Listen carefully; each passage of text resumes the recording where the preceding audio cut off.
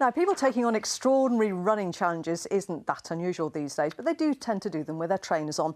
That's not the case for a female adventurer from Gloucester. Former GB rower Anna McNuff has run more than 2,000 miles across the UK, completely barefoot. She set off from the Shetland Islands in June and finished her 168-day challenge in London on Sunday. And she's with me now.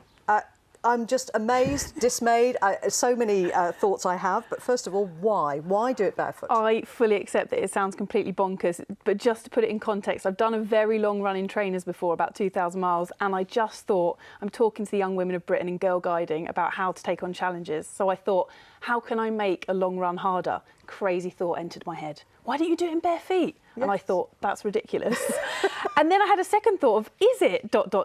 And that's why I ended up here. So you set out and you've only just completed, and if you're having your tea now, you might just want to have a think about this. How are the feet? They're not too bad, you know. I expected them to be kind of almost Hobbit-like by the end and a bit hairy and wide and ugly, but attractive. They still look much like my feet, just very tanned and very strong. I'm really proud of them. Yeah, no cuts, no bruises, no injuries? No, I did have an injury along the way. After about 1,000 miles, I had a foot infection that was from a small cut from a piece of glass, and at that point I thought, I don't know if I'm going to be able to carry on.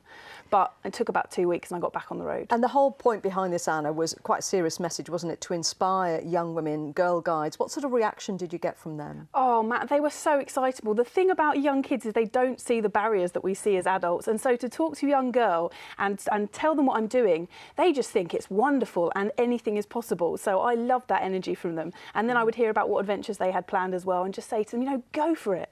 I would imagine it could have been quite lonely, but you had support from other runners along the way? Yeah, it did get very lonely because it was a very difficult challenge, but I had over 2,500 runners sign up to join me the whole way down the country. And when you're running along surrounded by chatter from excited runners in brightly clad clothing, it's quite hard to be sad. So they definitely gave me some energy when I'd lost my own. And I'm sure that there are probably other challenges you're thinking about, but for now, a good soak in hot water and a couple of mince pies. I'd say 1 or 2, yeah. Yeah, deserve more than that, I should think. Anna, lovely to meet you, and congratulations. Thank Quite you. an inspiration, I think. Brilliant.